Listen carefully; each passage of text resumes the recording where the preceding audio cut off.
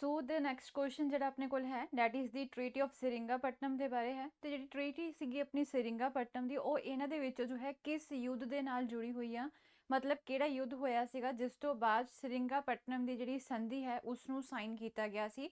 Second Anglo Maratha war, third Anglo Mysore war, third Anglo Maratha war ਜਾਂ ਫਿਰ fourth Anglo Mysore war. what will be the right answer? Please answer करो within the 10 seconds.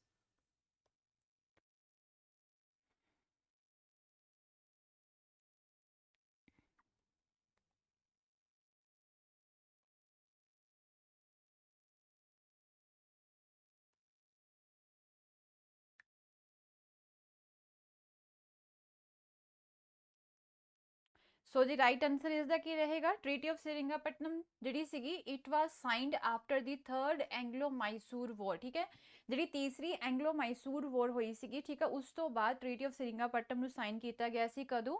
18 March 1792 ਨੂੰ ਜੋ ਹੈ sign ਕੀਤਾ ਗਿਆ ਸੀਗਾ। ਐਂਡ ਇਹਦੇ ਵਿੱਚ ਜੋ ਹੈ ਲਾਰਡ ਕੌਰਨਵਾਲਿਸ ਜਿਹੜੇ ਸੀਗੇ ਬ੍ਰਿਟਿਸ਼ਰਸ ਦੀ ਸਾਈਡ ਤੋਂ ਸੀਗੇ, ਰਾਈਟ। ਐਂਡ ਦੂਸਰੀ ਸਾਈਡ ਤੇ ਜੋ ਹੈ Nizam of Hyderabad, Maratha empire and Tipu Sultan ਜੋ ਕਿ ਮਾਈਸੂਰ ਦੇ ਰੂਲਰ ਸੀਗੇ, ਰਾਈਟ। ਇਹ ਜੋ ਹੈ ਦੂਸਰੀ ਸਾਈਡ ਤੇ ਸੀ ਕਿਉਂਕਿ ਇਹਨਾਂ ਤਿੰਨਾਂ ਨੇ ਕੀ ਕੀਤਾ ਸੀਗਾ? ਅਲਾਈਅੰਸ ਕੀਤਾ ਸੀ ਕਿਹਨਾਂ ਦੇ ਖਿਲਾਫ? ਬ੍ਰਿਟਿਸ਼ਰਸ ਦੇ ਖਿਲਾਫ ਜੋ ਹੈ ਇਹਨਾਂ ਨੇ ਅਲਾਈਅੰਸ ਕੀਤਾ ਸੀਗਾ ਤੀਸਰੀ ਐਂਗਲੋ ਮਾਈਸੂਰ ਵੋਰ ਦੇ ਵਿੱਚ, ਰਾਈਟ। ਸੋ ਬਹੁਤ ਇੰਪੋਰਟੈਂਟ ਕੁਐਸਚਨ ਹੈ ਜੀ ਇਹ ਵਾਲਾ। नेक्स्ट क्वेश्चन है under which among the following treaties Clive had secured the grant of the Diwani of Bengal Bihar and Orissa from the Mughal emperor Shah Alam. कहते किस संधि तो बाद, ਤੁਸੀਂ ਪੜਿਆ ਹੋਏਗਾ ਸਭ ਨੇ, ਠੀਕ ਹੈ, ਡਿਸਕਸ ਕੀਤਾ ਸੀਗਾ ਅਸੀਂ ਆਲਰੇਡੀ ਕਿ ਜੋ ਹੈ ਕਿਸ ਸੰਧੀ ਤੋਂ ਬਾਅਦ ਜੋ ਹੈ ਲਾਰਡ ਕਲਾਈਵ ਨੂੰ ਦੀਵਾਨੀ ਰਾਈਟਸ ਜਿਹੜੇ ਸੀ ਉਹ ਮਿਲੇ ਸੀਗੇ ਬੰਗਾਲ, ਬਿਹਾਰ ਤੇ ਉੜੀਸਾ ਦੇ from the Mughal emperor Shah Alam. ਠੀਕ ਹੈ, ਇਹ ਚੀਜ਼ ਆਪਾਂ ਆਲਰੇਡੀ ਦੇਖ ਚੁੱਕੇ ਹਾਂ ਕਿ ਕਿਸ ਨੇ ਦਿੱਤੇ ਸੀਗੇ? ਮੁਗਲ ਐਮਪਰਰ ਸ਼ਾਹ ਆਲਮ ਸੀ ਜਿਸ ਨੇ ਦੀਵਾਨੀ ਰਾਈਟਸ ਜਿਹੜੇ ਸੀਗੇ ਬੰਗਾਲ, ਬਿਹਾਰ ਤੇ ਉੜੀਸਾ ਦੇ ਦਿੱਤੇ ਸੀ। ਐਂਡ ਕਿਸ ਨੇ ਜੋ ਹੈ ਇਸ ਨੂੰ ਲਿਆ ਸੀਗਾ? ਲਾਰਡ ਕਲਾਈਵ ਨੇ। ਬਟ ਜੋ ਹੈ ਕਿਹੜੀ ਸੰਧੀ ਹੋਈ ਸੀਗੀ ਜਿਸ ਤੋਂ ਬਾਅਦ ਜੋ ਹੈ ਇਹ ਰਾਈਟਸ ਜਿਹੜੇ ਸੀ ਉਹ ਦਿੱਤੇ ਗਏ ਸੀ? Treaty of Allahabad, treaty of Buxar, treaty of Bassein या फिर treaty of the सगोली।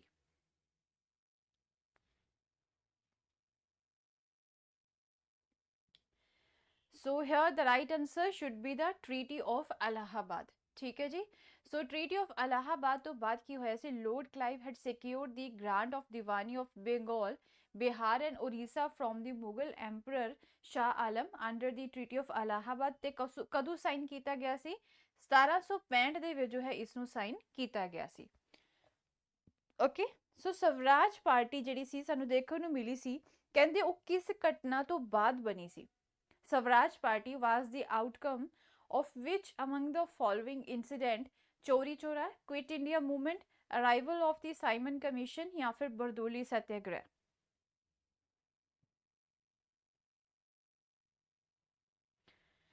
Swaraj Party was outcome of which among the following incidents? चोरी चोरा, quit India movement, arrival of the Simon commission, Bardoli Satyagraha.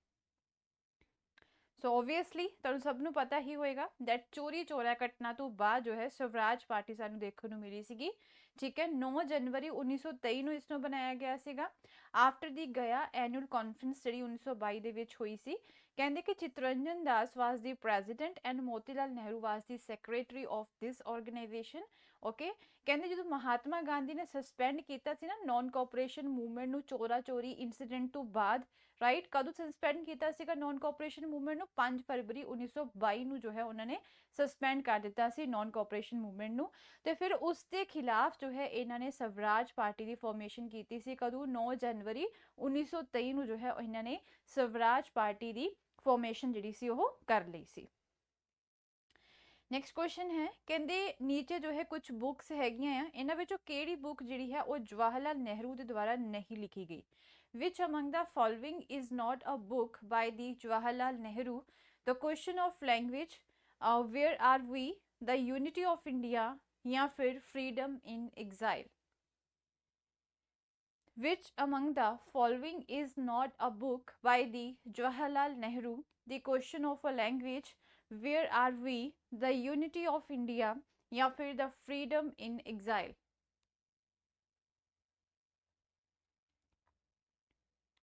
So here the right answer should be the freedom in exile. ठीक है जी, ये जो है किस दी है? दलाई लामा जो है इस दे ऑथर है। इस particular book the freedom in exile the, ठीक है। ਆਟੋਬਾਇਓਗ੍ਰਾਫੀ ਹੈਗੀ ਕਿਸ ਦੀ, ਦਲਾਈ ਲਾਮਾ ਦੀ। ਸੋ ਅਗਰ ਅਸੀਂ ਗੱਲ ਕਰੀਏ ਤੇ ਇਸ ਤੋਂ ਬਾਅਦ question of a language, where are we and the unit of India, ਇਹ ਤਿੰਨੋਂ ਹੀ ਬੁੱਕਸ ਜਿਹੜੀਆਂ ਹੈ these all are by the Jawaharlal Nehru, ठीक है जी। सो जी नेक्स्ट क्वेश्चन है, क्वेश्चन हैगा जी स्टेटमेंट बेस्ड। कहते with reference to the early history of demand for linguistic provinces in India, ठीक है, कंसिडर द फॉलोइंग स्टेटमेंट। पहली स्टेटमेंट कहते कि मॉन्टेग चैम्सफोर्ड रिफॉर्म जिहड़ा है जी उसने लैंग्वेज बेस्ड प्रोविंसेस दे फॉर्मेशन नू ओपोज कीता सी।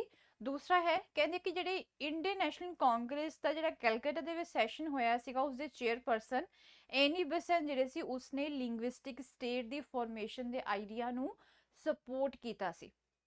किहड़ी स्टेटमेंट करैक्ट है जी, ध्यान नाल देखो ते आंसर करो।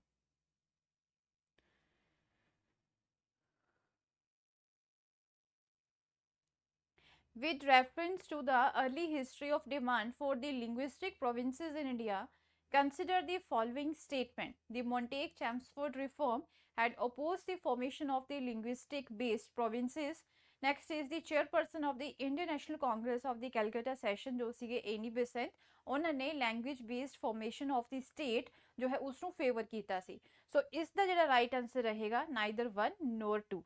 ओके, कहते जो मॉन्टेग चैम्सफोर्ड रिफॉर्म है उसने एक्सेप्ट कर लिया सीगा डैट की लैंग्वेज के बेसिस से जो है आप इतने स्टेट्स जड़ियाँ है बना सकती हैं। एंड सैकेंड स्टेटमेंट जो है इट इज़ ऑल्सो इनकरैक्ट क्योंकि एनी बेसेंट ने इस आइडिया नू की कीता सी, ओपोज कीता सीगा, ठीक है, वो जो है इस दे खिलाफ सीगे। नेक्स्ट क्वेश्चन है जी regarding the cabinet mission plan ਦੇ ਕਿਹੜੇ ਜੋ ਹੈ ਫੀਚਰ ਸੀਗੇ, ਠੀਕ ਹੈ, ਇਹਨਾਂ ਦੇ ਵਿੱਚ ਦੇਖਣਾ ਆ which among the following was or were the proposed features of the union of india as per the cabinet mission plan। ਜਿਹੜੀ ਯੂਨੀਅਨ ਹੈ ਆਪਣਾ ਇੰਡੀਆ ਦਾ, ਠੀਕ ਹੈ, ਯੂਨੀਅਨ ਆਫ ਇੰਡੀਆ ਹੈ, ਠੀਕ ਹੈ, ਕਿੱਦਾਂ ਦਾ ਜੋ ਹੈ ਉਹਦੇ ਕੀ ਫੀਚਰ ਰਹਿਣਗੇ ਐਸ ਪਰ ਦੀ ਕੈਬਨਿਟ ਮਿਸ਼ਨ ਪਲਾਨ। ਕਹਿੰਦੇ ਕਿ ਵੀਕ ਸੈਂਟਰ ਹੋਏਗਾ ਤੇ ਉਹਨੂੰ ਜੋ ਹੈ ਪਾਵਰ ਘੱਟ ਦਿੱਤੀਆਂ ਜਾਣਗੀਆਂ, ਰੈਜ਼ੀਡੂਰੀ ਪਾਵਰ ਜਿਹੜੀਆਂ ਹੈ ਸੈਂਟਰ ਦੇ ਕੋਲ ਰਹਿਣਗੀਆਂ एंड जो है इंडिया का जो है हक हैगा कि कॉमनवैल्थ तो जो है वो बाहर आ सकते हैं। एंड कहते जिन्ने भी मैंबर होंगे इंतरिम कैबिनेट तो सारे ही इंडियंस होंगे। सो किहड़ी जो है statement regarding the cabinet mission plan for the India जो है वो सही है।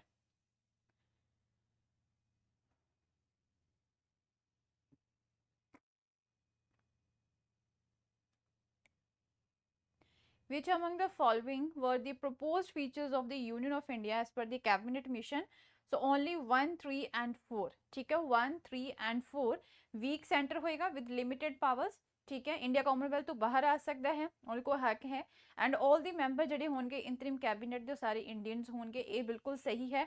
ਪਰ ਜਿਹੜੀ ਰੈਜ਼ੀਡੂਰੀ ਪਾਵਰਸ ਹੈ ਸੈਂਟਰ ਕੋਲ ਰਹਿਣਗੀਆਂ, ਇਹ ਗਲਤ ਸੀਗਾ, ਠੀਕ ਹੈ। ਸੋ ਇਹ ਚੀਜ਼ ਜਿਹੜੀ ਸੀ ਕੈਬਨਿਟ ਮਿਸ਼ਨ ਪਲਾਨ ਦੇ ਵਿੱਚ ਨਹੀਂ ਇਨਕਲੂਡ ਕੀਤੀ ਗਈ ਸੀਗੀ। ਕਹਿੰਦੇ ਕਿ ਜਿਹੜੀ ਯੂਨੀਅਨ ਗਵਰਨਮੈਂਟ ਹੈ, ਸੈਂਟਰਲ ਗਵਰਨਮੈਂਟ ਜਿਹੜੀ ਹੈ ਜਾਂ ਫਿਰ ਜਿਹੜਾ ਉਹਦਾ ਲੈਜਿਸਲੇਚਰ ਹੈ ਉਹਦੇ ਕੋਲ ਲਿਮਿਟਡ ਪਾਵਰਸ ਰੱਖੀਆਂ ਗਈਆਂ ਸੀਗੀਆਂ, ਜਿੱਦਾਂ ਫਾਈਨਾਂਸ ਦੇ ਬਾਰੇ, ਫੋਰਨ ਅਫੇਅਰਸ ਤੇ ਕਮਿਊਨੀਕੇਸ਼ਨ ਜੋ ਹੈ ਉਹਨਾਂ ਦੇ ਕੋਲ ਨਹੀਂ ਸੀ। ਓਕੇ, ਉਸ ਤੋਂ ਬਾਅਦ ਜੋ ਹੈ ਨੈਕਸਟ ਕੁਐਸਚਨ ਹੈ ਜੀ ਆਪਣੇ ਕੋਲ, ਕਹਿੰਦੇ as per Warren Hastings reform which among the following court was set up as appeal court in the criminal cases. ਕਹਿੰਦੇ ਵਾਰਨ हेस्टिंग्स ਦੇ ਰਿਫਾਰਮਸ ਦੇ ਹਿਸਾਬ ਦੇ ਨਾਲ ਕਿਹੜਾ ਕੋਰਟ ਜਿਹੜਾ ਹੈ ਉਸਨੂੰ ਸੈਟਅਪ ਕੀਤਾ ਗਿਆ ਸੀਗਾ, ਠੀਕ ਹੈ, as a appeal court criminal cases ਦੇ ਵਿੱਚ। ਸਰਕਟ ਕੋਰਟ, ਪ੍ਰੋਵਿੰਸ਼ੀਅਲ ਕੋਰਟ, ਸਦਰ ਦੀਵਾਨੀ ਅਦਾਲਤ, ਸਦਰ ਨਿਜ਼ਾਮਤ ਅਦਾਲਤ।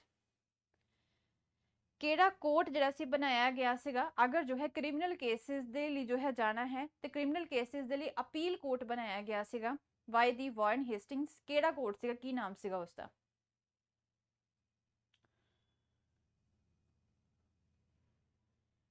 सो हेयर द राइट आंसर रहेगा जी सदर निजामत अदालत, ठीक है। कहते जो ओल्ड सिस्टम सीगा जस्टिस का बहुत ही सिंपल सीगा कि पहला की हुंदा सी कि ਜਿਹੜੇ ਜ਼ਮੀਨਦਾਰ ਹੁੰਦੇ ਸੀ ਨਾ ਉਹ ਸਾਰੇ ਹੀ ਛੋਟੇ ਮੋਟੇ ਕੇਸਿਸ ਨੂੰ ਡਿਸਾਈਡ ਕਰ ਲੈਂਦੇ ਸੀਗੇ, ਠੀਕ ਹੈ। ਐਂਡ ਓਬਵੀਅਸਲੀ ਫਿਰ ਜੋ ਜ਼ਮੀਨਦਾਰ ਦੇ ਹੱਕ ਉਹਦੇ ਕੋਲ ਹੀ ਸਭ ਕੁਝ ਹੈਗਾ ਆ ਤੇ ਕੀ ਸੀਗਾ ਇਹਦੇ ਵਿੱਚ ਜੋ ਹੈ ਥੋੜਾ ਬਹੁਤ ਘਪਲਾ ਵੀ ਚੱਲਦਾ ਸੀਗਾ। ਜਿਹੜੇ ਰਿਚ ਸੀਗੇ ਉਹ ਕੀ ਕਰਦੇ ਸੀ, ਗਰੀਬਾਂ ਨੂੰ ਦਬਾ ਦਿੰਦੇ ਸੀਗੇ ਤੇ ਜਿਹੜਾ हेस्टिंग ਸੀਗਾ ਉਹ ਖੁਦ ਵੀ ਜੋ ਹੈ ਇਸ ਤਰ੍ਹਾਂ ਦੀ ਜੁਡੀਸ਼ੀਅਲ ਸਿਸਟਮ ਦੇ ਖਿਲਾਫ ਸੀਗਾ। ਤਾਂ ਫਿਰ ਉਸਨੇ ਕੀ ਕੀਤਾ, 2 ਕੋਰਟ ਬਣਾਏ ਇਨ ਈਚ ਡਿਸਟ੍ਰਿਕਟ। ਹਰ ਇੱਕ ਡਿਸਟ੍ਰਿਕਟ ਦੇ ਵਿੱਚ ਕਹਿੰਦੇ ਕਿ 2 ਕੋਰਟ ਹੋਣਗੇ। ਇੱਕ ਹੋਏਗਾ ਜੀ ਦੀਵਾਨੀ ਅਦਾਲਤ ਜਿਹੜਾ ਕਿ ਸਿਵਲ ਕੇਸਿਸ ਨੂੰ ਡਿਸਾਈਡ ਕਰੇਗਾ, दूसरा होएगा जी फौजदारी अदालत ਜਿਹੜਾ ਕਿ ਕ੍ਰਿਮੀਨਲ ਕੇਸਿਸ ਨੂੰ ਜੋ ਹੈ ਮਤਲਬ ਦੇਖੇਗਾ ਡਿਸਾਈਡ ਕਰੇਗਾ ਠੀਕ ਹੈ। ਹੁਣ ਜਿਹੜਾ ਦੀਵਾਨੀ ਅਦਾਲਤ ਹੋਏਗਾ ਉਹਦੇ ਵਿੱਚ ਜਿਹੜਾ ਕਲੈਕਟਰ ਹੈ ਉਹ ਪ੍ਰੀਜ਼ਾਈਡ ਕਰੇਗਾ ਠੀਕ ਹੈ। ਐਂਡ ਜਿਹੜਾ ਫੌਜਦਾਰੀ ਅਦਾਲਤ ਹੈ ਇਸ ਨੂੰ ਕਾਜ਼ੀ ਜਾਂ ਫਿਰ ਜਿਹੜਾ ਮੁਫਤੀ ਹੋਏਗਾ ਡਿਸਟ੍ਰਿਕਟ ਦਾ ਤੇ ਉਹਦੇ ਨਾਲ ਦੋ ਮੌਲਵੀ ਜਿਹੜੇ ਹੈ ਜੀ ਉਹ ਕੰਮ ਕਰਨਗੇ under the supervision of the collector ਠੀਕ ਹੈ। ਤੇ ਇਹਨਾਂ ਤੋਂ ਇਲਾਵਾ ਦੀਵਾਨੀ ਤੇ ਫੌਜਦਾਰੀ ਤੋਂ ਇਲਾਵਾ ਜੋ ਹੈ ਇੱਥੇ ਦੋ ਹੋਰ ਸੁਪੀਰੀਅਰ ਕੋਰਟਸ ਬਣਾਏ ਗਏ ਸੀਗੇ। ਇੱਕ ਕਲਕੱਤਾ ਦੇ ਵਿੱਚ ਜਿਸ ਨੂੰ ਸਦਰ ਦੀਵਾਨੀ ਅਦਾਲਤ ਬੋਲਿਆ ਜਾਂਦਾ ਸੀਗਾ as the court of appeal in civil cases and ਸਦਰ ਨਿਜ਼ਾਮਤ ਅਦਾਲਤ to here the criminal cases ਠੀਕ ਹੈ। ਸੋ ਇਹ ਬਹੁਤ ਇੰਪॉर्टेंट ਹੈ, ਸਭ ਨੇ ਜੋ ਹੈ ਅੱਛੇ ਤਰੀਕੇ ਨਾਲ ਇਸ ਨੂੰ ਯਾਦ ਰੱਖਣਾ ਹੈ। So consider the following newspapers, journals and magazines Navajivan, Young India, Harijan and Indian Opinion. So ਇਹਨਾਂ ਵਿੱਚ ਕਹਿੰਦੇ ਮਹਾਤਮਾ ਗਾਂਧੀ ਕਿਹਨਾਂ ਦੇ ਮਤਲਬ ਕਿਹੜੀ ਨਿਊਜ਼ਪੇਪਰ ਦੇ ਜਰਨਲ ਜਾਂ ਫਿਰ ਮੈਗਜ਼ੀਨ ਦੇ ਐਡੀਟਰ ਰਹੇ ਹੈ। Navjivan, Young India, Harijan, Indian opinion.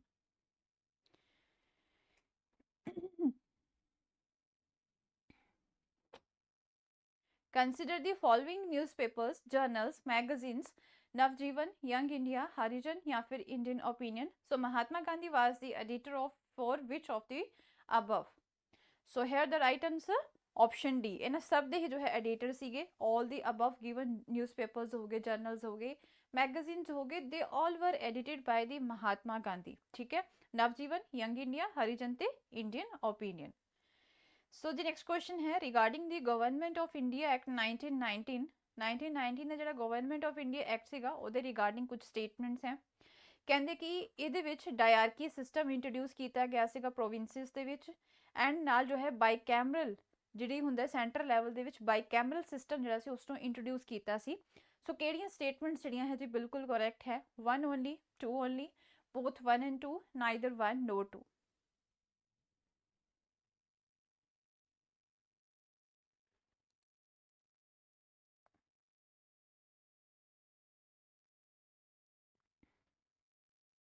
It led to the introduction of the diarchy system at the provincial level. It introduced the bicameral or the two-chamber system at the central level. Which of the above are correct statements? So the right answer both 1 and 2 ठीक है दोनों ही statements बिल्कुल correct है। ਕਹਿੰਦੇ ਕਿ the government of India Act 1919 ਨੇ ਜੋ ਹੈ ਡਾਇਰਕੀ ਸਿਸਟਮ ਜਿਹੜਾ ਸੀ ਉਸ ਨੂੰ ਇੰਟਰੋਡਿਊਸ ਕੀਤਾ ਸੀ at the provincial level and at the center the legislative council had absolutely no control over the governor general or his executive council ਠੀਕ ਹੈ। ਜਿਹੜੇ ਸਬਜੈਕਟ ਸੀਗੇ ਉਹਨਾਂ ਨੂੰ ਦੋ ਹਿੱਸਿਆਂ ਵਿੱਚ ਡਿਵਾਈਡ ਕੀਤਾ ਸੀਗਾ ਇੱਕ ਸੀ ਰਿਜ਼ਰਵ ਸਬਜੈਕਟ ਦੂਸਰਾ ਸੀਗਾ ਟ੍ਰਾਂਸਫਰ ਸਬਜੈਕਟ ਠੀਕ ਹੈ। ਹੁਣ ਜਿਹੜਾ ਰਿਜ਼ਰਵ ਸਬਜੈਕਟ ਸੀਗੇ ਉਹਦੇ ਵਿੱਚ land revenue finance law and order irrigation ਹੋ ਗਿਆ ਰਾਈਟ। ਤੇ ਜਿਹੜੇ ਰਿਜ਼ਰਵ ਸਬਜੈਕਟ ਸੀਗੇ ਉਸ ਨੂੰ ਕੌਣ ਦੇਖਦਾ ਹੁੰਦਾ ਸੀ ਗਵਰਨਰ ਤੇ ਨਾਲ ਉਹਦੀ ਐਗਜ਼ੀਕਿਊਟਿਵ ਕਾਉਂਸਲ ਠੀਕ ਹੈ। ਕੁਝ ਮਤਲਬ ਇਹ ਸਬਜੈਕਟ ਸੀਗੇ ਇਦਾਂ ਦੇ ਜਿਹੜੇ ਕਿ ਸਿਰਫ ਗਵਰਨਰ ਦੇ ਕੋਲ ਰਹਿਣਗੇ ਉਹ ਦੇਖੇਗਾ। ਤੇ ਜਿਹੜੇ ਟ੍ਰਾਂਸਫਰ ਸਬਜੈਕਟ ਹੁੰਦੇ ਸੀਗੇ ਤੇ ਉਸ ਨੂੰ ਕੌਣ ਦੇਖਦਾ ਹੁੰਦਾ ਸੀਗਾ ਜਿਹੜੀ ਲੈਜਿਸਲੇਟਿਵ ਕਾਉਂਸਲ ਹੁੰਦੀ ਸੀਗੇ ਉਸਦੇ ਇਲੈਕਟਿਡ ਮੈਂਬਰ ਜੋ ਹੈ ਦੇਖਦੇ ਹੁੰਦੇ ਸੀਗੇ। ਹੁਣ ਟ੍ਰਾਂਸਫਰ ਸਬਜੈਕਟ ਕਿਹੜੇ ਕਿਹੜੇ ਹੁੰਦੇ ਸੀਗੇ public health education industry agriculture local government ਹੋ ਗਿਆ ਠੀਕ ਹੈ। ਇਹ ਸਾਰੇ ਹੀ ਜੋ ਹੈ ਜਿਹੜੇ ਇਲੈਕਟਿਡ ਮੈਂਬਰ ਹੁੰਦੇ ਕਾਉਂਸਲ ਦੇ ਉਹ ਦੇਖਦੇ ਹੁੰਦੇ ਸੀ। So by the act of the 1858 India was to be governed by 1858 ਦਾ ਜਿਹੜਾ ਐਕਟ ਸੀਗਾ ਉਹਦੇ ਹਿਸਾਬ ਦੇ ਨਾਲ ਇੰਡੀਆ ਜੋ ਹੈ ਕਿਸ ਦੇ ਦੁਆਰਾ ਗਵਰਨ ਕੀਤਾ ਜਾਏਗਾ by the company in the name of the crown by a board of the directors ਜਾਂ ਫਿਰ in the name of the governor general of India।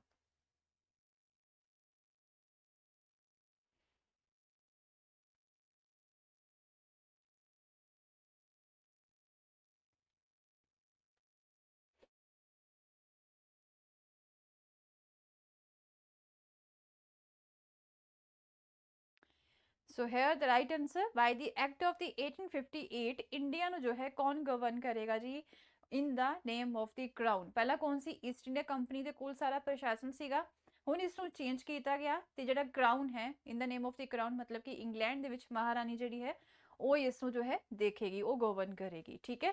ਕਿਉਂਕਿ ਈਸਟ ਇੰਡੀਆ ਕੰਪਨੀ ਦੇ ਵਿੱਚ ਕਰਪਸ਼ਨ ਬਹੁਤ ਜ਼ਿਆਦਾ ਵੱਧ ਗਿਆ ਸੀਗਾ ਡੈਟ ਇਜ਼ ਵਾਈ ਜੋ ਹੈ ਫਿਰ ਇਹ ਐਕਟ ਉਹਨਾਂ ਨੇ ਲਿਆਂਦਾ ਸੀਗਾ 2 ਅਗਸਤ 1858 ਨੂੰ ਇਸ ਨੂੰ ਜੋ ਹੈ ਯੂਕੇ ਪਾਰਲੀਮੈਂਟ ਦੇ ਵਿੱਚ ਪਾਸ ਕੀਤਾ ਗਿਆ ਸੀਗਾ ਓਕੇ। ਐਂਡ ਇਸ ਦੇ ਵਿੱਚ ਕੀ ਸੀਗਾ ਕਿ ਟ੍ਰਾਂਸਫਰ ਕੀਤੀ ਗਈ ਸੀਗੀ ਕਿ ਜਿਹੜੇ ਫੰਕਸ਼ਨਸ ਹੈਗੇ ਆ ਹੁਣ ਕਿਹਨਾਂ ਦੇ ਕੋਲ ਰਹਿਣਗੇ ਬ੍ਰਿਟਿਸ਼ ਕਰਾਊਨ ਦੇ ਕੋਲ ਰਹਿਣਗੇ। Next question is regarding the Ghadar Party. The Ghadar Party was founded on November 1913 at San Francisco by San Francisco ਦੇ ਵਿੱਚ ਗਦਰ ਪਾਰਟੀ ਨੂੰ ਫਾਊਂਡ ਕੀਤਾ ਗਿਆ ਸੀ ਨਵੰਬਰ 1913 ਦੇ ਵਿੱਚ। ਕਿਸ ਦੇ ਦੁਆਰਾ? ਮੈਡਮ ਭੀਕਾਜੀ ਕਾਮਾ, ਲਾਲਾ ਹਰਦਿਆਲ, ਸ਼ਿਆਮਜੀ ਕ੍ਰਿਸ਼ਨ ਵਰਮਾ ਜਾਂ ਫਿਰ both A and B above.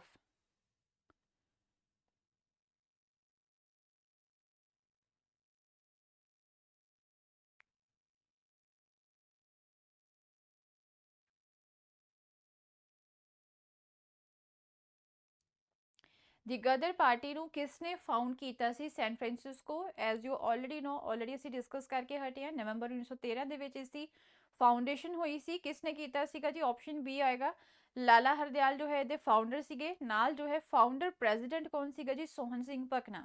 ਠੀਕ ਹੈ, ਐਂਡ ਇਹਨਾਂ ਨੇ ਜੋ ਹੈ ਇਸ ਨੂੰ ਗਦਰ ਪਾਰਟੀ ਨੂੰ ਫਾਊਂਡ ਕੀਤਾ ਸੀ 1913 ਦੇ ਵਿੱਚ।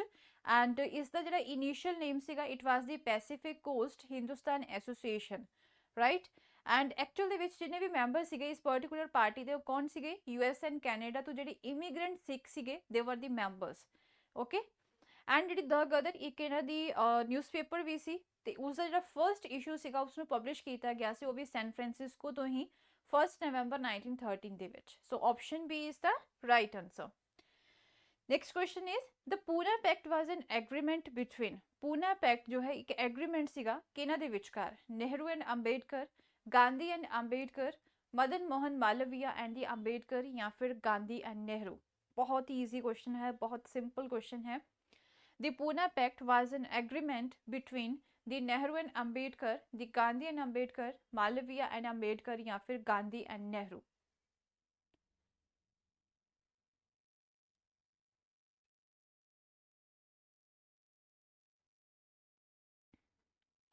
So here the right answer, option B.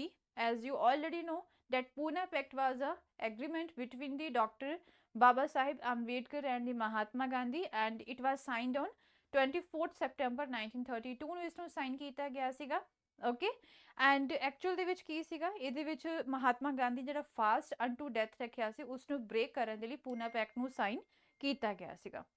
ਠੀਕ ਹੈ ਜੀ। So the next question is the government of India act 1935 ਹੈ। ਠੀਕ ਹੈ, ਕਹਿੰਦੇ ਕਿ ਉਹਦੇ ਵਿੱਚ ਵੀ ਇੱਕ ਪ੍ਰੀਐਮਬਲ ਹੈ। ਸਿਮਿਲਰਲੀ ਸਾਡਾ ਜਿੱਦਾਂ ਕਨਸਟੀਟਿਊਸ਼ਨ ਹੈ ਉਹਦੇ ਵਿੱਚ ਪ੍ਰੀਐਮਬਲ ਹੈ, ਐਂਡ ਇਸੇ ਤਰੀਕੇ ਨਾਲ ਜੋ ਹੈ ਗਵਰਨਮੈਂਟ ਆਫ ਇੰਡੀਆ ਐਕਟ 1935 ਦੇ ਵਿੱਚ ਵੀ ਪ੍ਰੀਐਮਬਲ ਹੈ। ਤੇ ਉਹ ਵਾਲਾ ਪ੍ਰੀਐਮਬਲ ਜਿਹੜਾ ਹੈ ਅਸੀਂ ਕਿੱਥੋਂ ਬੋਰੋ ਕੀਤਾ ਹੈ? ਯੂਐਸਏ ਦੇ ਕਨਸਟੀਟਿਊਸ਼ਨ ਤੋਂ, ਆਸਟ੍ਰੇਲੀਆ ਦੀ ਕਨਸਟੀਟਿਊਸ਼ਨ ਤੋਂ, ਦ ਗਵਰਨਮੈਂਟ ਆਫ ਇੰਡੀਆ ਐਕਟ 1919 ਤੋਂ, ਜਾਂ ਫਿਰ from the Pits India act.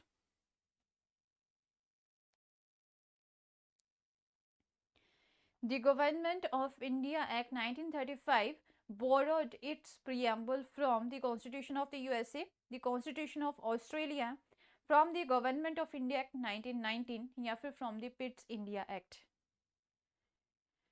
So here the right answer रहेगा जी option C। 1935 ਦੇ ਵਿੱਚ ਜਿਹੜਾ ਪ੍ਰੀਐਮਬਲ ਸੀਗਾ ਉਸ ਨੂੰ ਬੋਰੋ ਕੀਤਾ ਸੀ ਪਿਛਲੇ ਐਕਟ ਤੋਂ, 1919 ਦੇ ਐਕਟ ਤੋਂ ਜੋ ਹੈ ਇਸ ਨੂੰ ਬੋਰੋ ਕੀਤਾ ਗਿਆ ਸੀ। ਬਹੁਤ ਸਿੰਪਲ ਕੁਐਸਚਨ ਹੈ।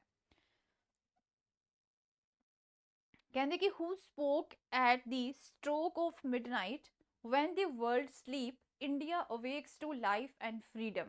ਕਹਿੰਦੇ ਇਹ ਵਰਡਸ, ਇਹ ਲਾਈਨ ਕਿਸਨੇ ਬੋਲੀਆਂ ਸੀਗੀਆਂ? ਕਹਿੰਦੇ ਕਿ ਅੱਧੀ ਰਾਤ ਨੂੰ ਜਦੋਂ ਪੂਰਾ ਵਰਲਡ ਸੋ ਰਿਹਾ ਹੁੰਦਾ ਹੈ ਤੇ ਇੰਡੀਆ ਜਿਹੜਾ ਉਹ ਜਾਗ ਰਿਹਾ ਸੀਗਾ, ਕਿਸ ਦੇ ਲਈ? ਫਰੀडम ਦੇ ਲਈ। ਨੇਤਾ ਜੀ ਸੁਭਾਸ਼ ਚੰਦਰ ਬੋਸ, ਮਹਾਤਮਾ ਗਾਂਧੀ, ਜਵਾਹਰ ਲਾਲ ਨਹਿਰੂ, ਜਾਂ ਫਿਰ ਰਾਜਗੋਪਾਲਾਚਾਰੀ।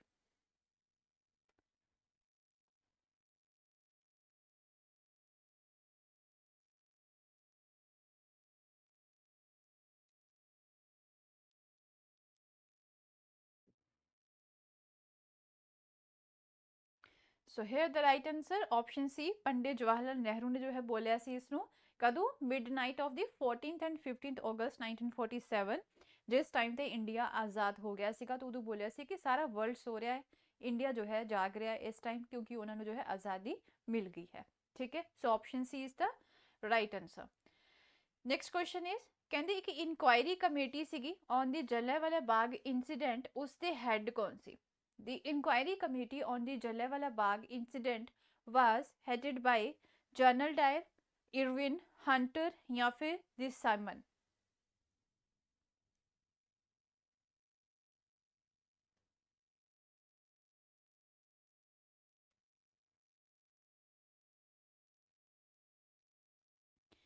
The inquiry committee on the Jallianwala Bagh incident was headed by the Dyer, Irwin, Hunter या फिर Simon.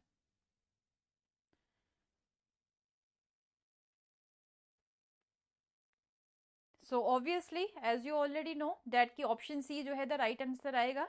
It was the Hunter commission. ठीक है, जो कि ਹੈਡ ਸੀਗੇ ਇਸ ਕਮਿਸ਼ਨ ਦੇ, ਤੇ ਉਸ ਦੇ ਨਾਮ ਦੇ ਉੱਪਰ ਹੀ ਜੋ ਹੈ ਇਸ ਦਾ ਨਾਮ ਰੱਖਿਆ ਗਿਆ ਸੀ. 14 ਅਕਤੂਬਰ 1919 ਨੂੰ ਜਦੋਂ secretary of state for India ਉਸ ਟਾਈਮ ਤੇ ਕੌਣ ਸੀਗੇ? ਐਡਵਿਨ ਮੌਂਟੇਗ ਸੀਗੇ. ਇਹ ਵੀ ਕੁਐਸਚਨ ਪੁੱਛਿਆ ਜਾ ਸਕਦਾ ਹੈ ਕਿ ਜਦੋਂ ਜਲਿਆਂਵਾਲੇ ਬਾਗ ਦਾ ਸਾਕਾ ਹੋਇਆ ਸੀਗਾ ਤੇ ਉਸ ਟਾਈਮ ਤੇ secretary of state for India ਕੌਣ ਸੀਗੇ?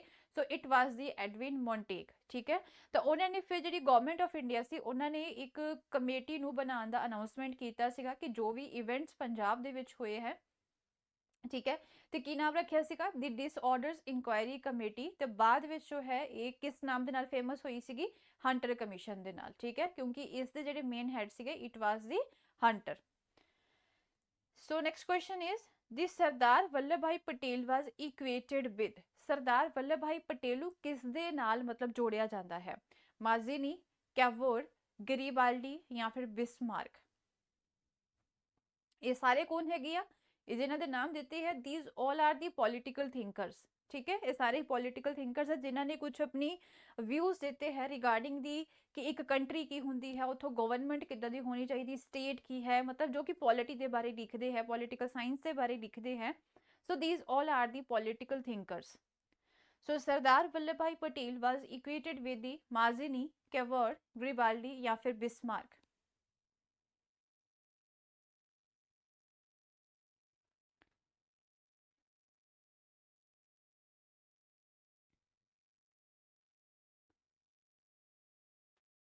So here the right answer option D.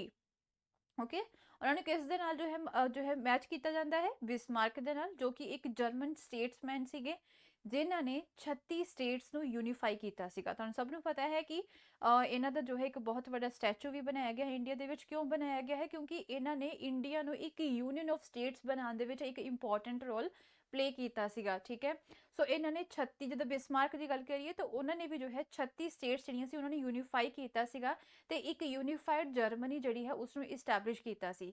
ਸੋ ਇਸੇ ਤਰੀਕੇ ਨਾਲ ਜਿਹੜੇ ਸਰਦਾਰ ਵੱਲਭ ਭਾਈ ਪਟੇਲ ਹੈ ਉਹਨਾਂ ਨੇ ਇੰਡੀਆ ਦੀ ਜਿਹੜੀ 565 ਪ੍ਰਿੰਸਲੀ ਸਟੇਟ ਸੀਗੀਆਂ ਉਹਨਾਂ ਸਭ ਨੂੰ ਯੂਨੀਫਾਈ ਕੀਤਾ ਤੇ ਕਿਹਾ ਕਿ ਇੰਡੀਆ ਜਿਹੜਾ ਹੈ ਇਟ ਇਜ਼ ਅ ਫੈਡਰੇਸ਼ਨ. ਠੀਕ ਹੈ, ਮਤਲਬ ਇਹਦੇ ਵਿੱਚ ਪਾਵਰ ਡਿਵਾਈਡ ਹੋਏਗੀ, ਸਾਰੇ ਮਿਲ ਕੇ ਕੰਮ ਕਰਨਗੇ.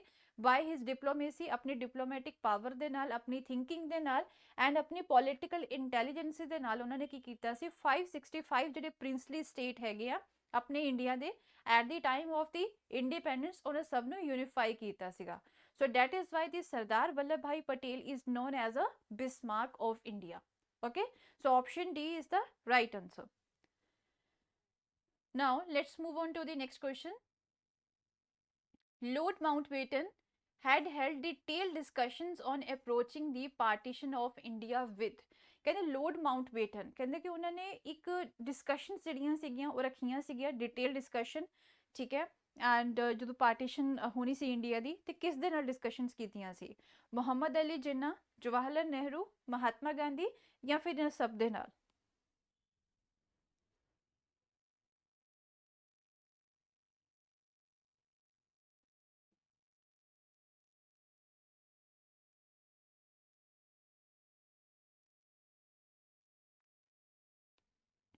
Lord Mountbatten had held detailed discussions on approaching the partition of India with.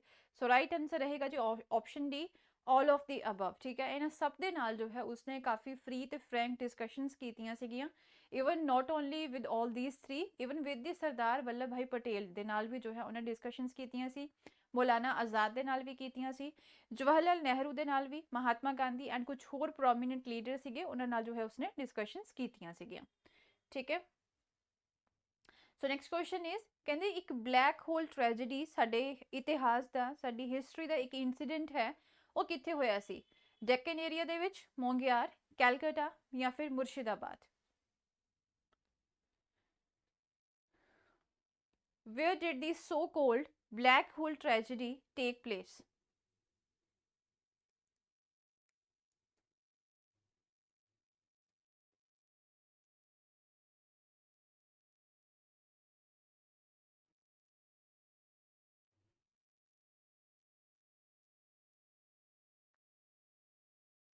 ਸੋ ਸਭ ਨੂੰ ਪਤਾ ਹੀ ਹੈ ਡੈਟ ਕਿ ਆਪਸ਼ਨ ਸੀ, ਠੀਕ ਹੈ। ਕਿੱਥੇ ਹੋਇਆ ਸੀ? ਫੋਰਟ ਵਿਲੀਅਮ ਦੇ ਵਿੱਚ ਇਨ ਕੈਲਕਟਾ ਇਨ ਦਾ ਈਅਰ 1756। ਐਕਚੁਅਲ ਦੇ ਵਿੱਚ ਨਵਾਬ ਆਫ ਬੰਗਾਲ ਜੋ ਸੀ, ਉਸਨੇ ਜੋ ਹੈ ਈਸਟ ਇੰਡੀਆ ਕੰਪਨੀ ਨੂੰ ਕੁਝ ਸਪੈਸ਼ਲ ਰਾਈਟ ਦਿੱਤੇ ਸੀਗੇ ਕਿ ਉਹ ਇੱਕ ਵਪਾਰੀ ਦੇ ਤੌਰ ਤੇ, ਇੱਕ ਟ੍ਰੇਡਰ ਦੇ ਤੌਰ ਤੇ ਜੋ ਹੈ ਕਲਕੱਤਾ ਦੇ ਵਿੱਚ ਉਹ ਵਪਾਰ ਕਰ ਸਕਦੇ ਆ, ਤੇ ਉਹਨਾਂ ਨੂੰ ਇੱਕ ਛੋਟਾ ਜਿਹਾ ਫੋਰਟ ਬਣਾਉਣ ਦੇ ਲਈ ਵੀ ਅਲਾਉ ਕਰ ਦਿੱਤਾ ਸੀਗਾ। ਤੇ ਈਸਟ ਇੰਡੀਆ ਕੰਪਨੀ ਨੇ ਇਸ ਫੋਰਟ ਦਾ ਨਾਮ ਰੱਖਿਆ ਸੀ ਫੋਰਟ ਵਿਲੀਅਮ, ਠੀਕ ਹੈ। ਐਂਡ ਈਵਨ ਜੋ ਹੈ ਸਮਾਲ ਆਰਮੀ ਵੀ ਜੋ ਹੈ ਮੇਨਟੇਨ ਕਰ ਸਕਦੇ ਆ। ਬਟ ਇਹਨਾਂ ਨੇ ਕੀ ਕੀਤਾ ਸੀਗਾ ਕਿ ਮਤਲਬ ਉਸਦੀ ਕਿਲਾਬੰਦੀ ਕਰਨੀ ਸਟਾਰਟ ਕਰ ਦਿੱਤੀ ਸੀ। ਛੋਟਾ ਜਿਹਾ ਫੋਰਟ ਬਣਾਉਣ ਤੋਂ ਬਾਅਦ ਨਾ ਉਸਨੂੰ ਵੱਡਾ ਕਰਨਾ ਸਟਾਰਟ ਕਰ ਦਿੱਤਾ ਸੀਗਾ। ਤੇ ਇਹ ਚੀਜ਼ ਜਿਹੜੀ ਸੀ ਪਸੰਦ ਨਹੀਂ ਆ ਰਹੀ ਸੀਗੀ ਕਿ ਇਹਨਾਂ ਨੂੰ, ਜਿਹੜਾ ਉੱਥੋਂ ਦਾ ਬੰਗਾਲ ਦਾ ਨਵਾਬ ਸੀਗਾ ਉਸਨੂੰ ਪਸੰਦ ਨਹੀਂ ਆਉਂਦਾ। ਡੈਟ ਇਜ਼ ਵਾਈ ਜੋ ਹੈ ਫਿਰ ਉਸਨੇ ਹਮਲਾ ਕਰ ਦਿੱਤਾ ਸੀਗਾ। ਤੇ ਕਾਫੀ ਸਾਰੇ ਜਿਹੜੇ ਉੱਥੇ ਬ੍ਰਿਟਿਸ਼ਰ ਸੀਗੇ ਉਹਨਾਂ ਨੂੰ ਇੱਕ ਛੋਟੇ ਜਿਹੇ ਕਮਰੇ ਦੇ ਵਿੱਚ ਕਹਿੰਦੇ ਬੰਦ ਕਰ ਦਿੱਤਾ ਸੀ। ਐਂਡ ਉੱਥੇ ਕਾਫੀ ਜ਼ਿਆਦਾ ਉਹਨਾਂ ਦੀ ਡੈਥ ਵੀ ਹੋ ਗਈ ਸੀਗੀ। ਤੇ ਡੈਟ ਇਜ਼ ਵਾਈ ਜੋ ਹੈ ਇਸ ਇਨਸੀਡੈਂਟ ਨੂੰ ਬਲੈਕ ਹੋਲ ਟ੍ਰੈਜੇਡੀ ਜੋ ਹੈ ਬੋਲਿਆ ਜਾਂਦਾ ਹੈ, ਠੀਕ ਹੈ। ਨੈਕਸਟ ਕੁਐਸਚਨ ਇਜ਼, ਕਹਿੰਦੇ ਮਹਾਤਮਾ ਗਾਂਧੀ ਨੇ ਆਪਣੀ ਜਿਹੜੀ ਪੋਲੀਟੀਕਲ ਐਕਟੀਵਿਟੀ ਸੀਗੀਆਂ ਇੰਡੀਆ ਦੇ ਵਿੱਚ ਉਹ ਕਿੱਥੋਂ ਸਟਾਰਟ ਕੀਤੀਆਂ ਸੀ? ਡਾਂਡੀ, ਖੇੜਾ, ਸਾਬਰਮਤੀ ਜਾਂ ਫਿਰ ਚੰਪਾਰਨ?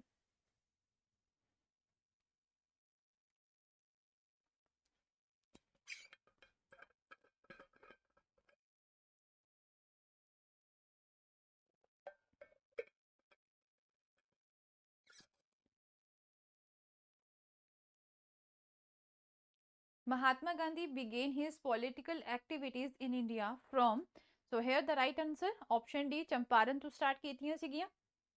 ਕਹਿੰਦੇ ਕਿ 1917 ਦੇ ਵਿੱਚ ਰਾਜਕੁਮਾਰ ਸ਼ੁਕਲਾ ਨੇ ਇਨਵਾਈਟ ਕੀਤਾ ਸੀ ਮਹਾਤਮਾ ਗਾਂਧੀ ਨੂੰ ਕਿ ਚੰਪਾਰਨ ਪਿੰਡ ਹੈਗਾ ਬਿਹਾਰ ਦੇ ਵਿੱਚ, ਉਸ ਨੂੰ ਵਿਜ਼ਿਟ ਕਰੋ, ਜਿੱਥੇ ਤਿੰਨ ਖਤੀਆ ਸਿਸਟਮ ਜਿਹੜਾ ਸੀ ਬਹੁਤ ਪ੍ਰੀਵੇਲੈਂਟ ਸੀਗਾ। ਤਿੰਨ ਖਤੀਆ ਸਿਸਟਮ ਕੀ ਸੀਗਾ ਕਿ ਜਿਹੜੇ ਇਸ ਸਿਸਟਮ ਦੇ ਵਿੱਚ ਜਿਹੜੇ ਫਾਰਮਰਸ ਹੁੰਦੇ ਸੀਗੇ ਉਹਨਾਂ ਨੂੰ ਫੋਰਸ ਕੀਤਾ ਜਾਂਦਾ ਸੀ ਕਿ ਤੁਸੀਂ ਇੰਡੀਗੋ ਦੀ ਕਲਟੀਵੇਸ਼ਨ ਕਰੋ, ਠੀਕ ਹੈ। ਉਸ ਨੂੰ ਜ਼ਬਰਦਸਤੀ ਗਰੋ ਕਰਨ ਲਈ ਕਿਹਾ ਜਾਂਦਾ ਸੀਗਾ, ਉਹ ਵੀ ਉਹਨਾਂ ਦੇ 3/20th part of the land, ਠੀਕ ਹੈ। ਤੀਸਰਾ ਹਿੱਸਾ ਜਿਹੜਾ ਸੀ ਉਹਨਾਂ ਦੀ ਲੈਂਡ ਦਾ, ਉਹ ਤੇ ਗਰੋ ਕਰਨਾ ਹੀ ਕਰਨਾ ਹੈ।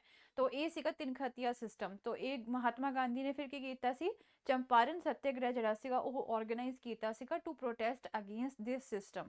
ਸੋ option D is the right answer. So according to the Dadabhai Nehru ji, Swaraj means, ਦਾਦਾ ਭਾਈ ਨਹਿਰੂ ਜੀ ਦੇ ਅਕੋਰਡਿੰਗ ਸਵਰਾਜ ਦਾ ਕੀ ਮਤਲਬ ਹੈ? Complete independence, self government, economic independence or the political independence?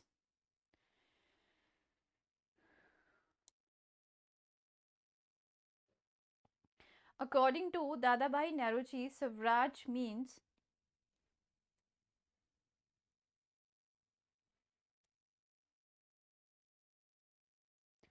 So right answer option B, ठीक है जी। स्वराज का मतलब होता है सैल्फ गवर्नमेंट या फिर self rule. Dada Bhai Nehru ji grand old man of India के नाम के नाल भी जो है उन्होंने जानिया जाता है।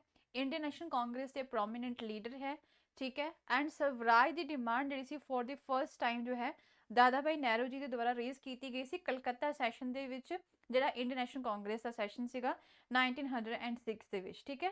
ਸੋ ਉਹਨਾਂ ਦੇ ਹਿਸਾਬ ਨਾਲ ਸਵਰਾਜ ਦਾ ਮਤਲਬ ਹੈ ਸੈਲਫ ਗਵਰਨਮੈਂਟ ਜਾਂ ਫਿਰ ਸੈਲਫ ਰੂਲ, ਓਕੇ। ਸੋ ਬ੍ਰਹਮ ਸਮਾਜ ਦਾ ਮੇਨ ਪਰਪਸ ਕੀ ਸੀ? ਕਿਉਂ ਇਸ ਨੂੰ ਸੈਟਅਪ ਕੀਤਾ ਗਿਆ ਸੀ? The main purpose of the Brahma Samaj for which it was set up are to purify the Hinduism, to preach the monotheism, and to criticize the social evils, oppose or idolatry and emphasize the human dignity, या फिर both A and B, या फिर none of the above?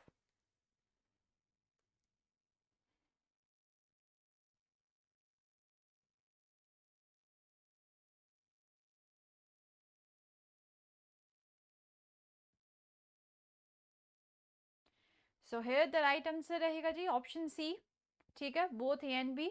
Hinduism ਨੂੰ purify करना, monotheism जो है, monotheism मतलब कि ਇੱਕ ਮੈਰਿਜ ਕਰਨੀ, ਠੀਕ ਹੈ। ਪੋਲੀਥਿਜ਼ਮ ਨੂੰ ਜੋ ਹੈ ਮਤਲਬ ਇਹ ਉਹਦੇ ਖਿਲਾਫ ਸੀ। ਪੋਲੀਥਿਜ਼ਮ ਹੁੰਦਾ ਹੈ ਕਿ ਮੋਰ ਦੈਨ ਵਨ ਮੈਰਿਜਸ, ਠੀਕ ਹੈ। ਸੋ ਮੋਨੋਥਿਜ਼ਮ ਨੂੰ ਪ੍ਰੀਚ ਕਰਦੇ ਸੀਗੇ। ਸੋਸ਼ਲ ਜਿਹੜੀਆਂ ਈਵਲ ਸੀਗੀਆਂ ਉਸ ਨੂੰ ਕ੍ਰਿਟਿਸਾਈਜ਼ ਕਰਦੇ ਸੀ, ਲਾਈਕ ਸਤੀ ਪ੍ਰਥਾ ਵਗੈਰਾ ਹੋ ਗਿਆ। ਆਈਡੋਲੇਟਰੀ ਮੂਰਤੀ ਪੂਜਾ ਦੇ ਖਿਲਾਫ ਸੀਗੇ ਤੇ ਹਿਊਮਨ ਰਿਸਪੈਕਟ ਦੇ ਉੱਪਰ ਜ਼ਿਆਦਾ ਫੋਕਸ ਕਰਦੇ ਸੀ। So option A and B is the right answer, ਠੀਕ ਹੈ। ਹੋਰ ਕੀ ਸੀਗਾ ਇਹਨਾਂ ਦਾ ਮੇਨ? ਕਹਿੰਦੇ ਕਿ ਇਟ ਫॉरवर्ड ਦੀ ਆਈਡਲ ਵਰਸ਼ਿਪ, ਠੀਕ ਹੈ। ਜਿਹੜੇ ਮੀਨਿੰਗਲੈਸ ਰਿਚੁਅਲਸ ਕੀਤੇ ਜਾਂਦੇ ਹੈ, ਠੀਕ ਹੈ, ਉਹਨਾਂ ਦੇ ਖਿਲਾਫ ਸੀਗੇ। ਐਂਡ ਕਹਿੰਦੇ ਕਿ ਇਹਨਾਂ ਨੇ ਆਪਣੇ ਜਿਹੜੇ ਮੈਂਬਰ ਸੀਗੇ ਇਸ ਸਮਾਜ ਦੇ, ਉਹਨਾਂ ਨੂੰ ਇਹ ਵੀ ਕਿਹਾ ਸੀ ਕਿ ਤੁਸੀਂ ਕਿਸੇ ਦੂਸਰੇ ਰਿਲੀਜਨ ਦੇ ਉੱਪਰ ਕੁਝ ਗਲਤ ਨਹੀਂ ਬੋਲਣਾ ਹੈ, ਅਟੈਕ ਨਹੀਂ ਕਰਨਾ ਹੈ। ਦੈਨ ਸੀ ਹਿੰਦੂਇਜ਼ਮ ਨੂੰ ਪਿਊਰੀਫਾਈ ਕਰਨਾ ਤੇ ਮੋਨੋਥੀਜ਼ਮ ਨੂੰ ਪ੍ਰੀਚ ਕਰਨਾ। ਬਾਕੀ ਸੋਸ਼ਲ ਈਵਲਸ ਨੂੰ ਕ੍ਰਿਟੀਸਾਈਜ਼ ਕੀਤਾ ਜਾਂਦਾ ਸੀ, ਆਈਡੋਲੇਟਰੀ ਨੂੰ ਅਪੋਜ਼ ਕੀਤਾ ਜਾਂਦਾ ਸੀ, ਐਂਡ ਹਿਊਮਨ ਡਿਗਨਿਟੀ ਦੇ ਉੱਪਰ ਐਮਫੇਸਾਈਜ਼ ਕੀਤਾ ਜਾਂਦਾ ਸੀ। ਸੋ ਮਹਰਸ਼ੀ ਦਇਆਨੰਦ ਸਰਸਵਤੀ ਇੱਕ ਇੰਪੋਰਟੈਂਟ ਹਿੰਦੂ ਰਿਲੀਜੀਅਸ ਸਕੋਲਰ ਸੀਗੇ, ਰਿਫਾਰਮਰ ਸੀਗੇ, ਐਂਡ ਕਿਸ ਸਮਾਜ ਦੇ, ਕਿਸ ਮਿਸ਼ਨ ਦੇ ਫਾਊਂਡਰ ਸੀ? ਆर्य समाज, ब्रह्म समाज, रामकृष्ण मिशन या फिर the theosophical society? Maharishi Dayanand Saraswati was an important Hindu religious scholar, reformer, and the founder of the Arya Samaj, Brahma Samaj, Ramakrishna Mission या फिर the Theosophical Society?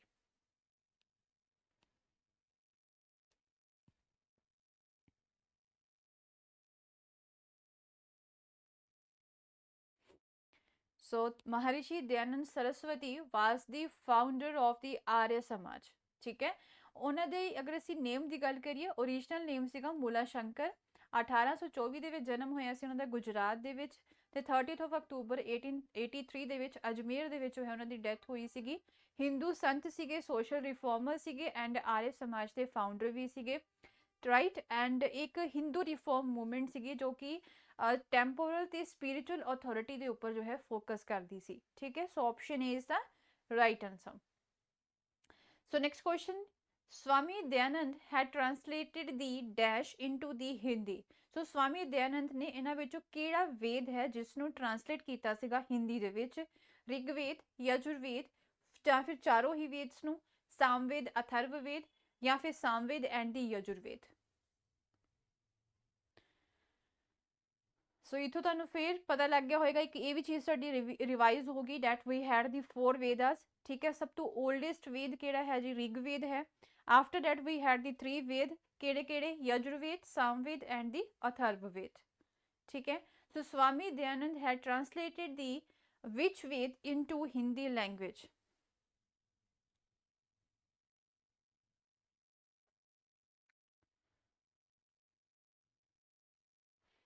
So the right answer option A, that is Rigved and even the Yajurved. ठीक है, so these both Vedas were translated by the Swami Dayanand into the Hindi language, right? So option A is the right answer.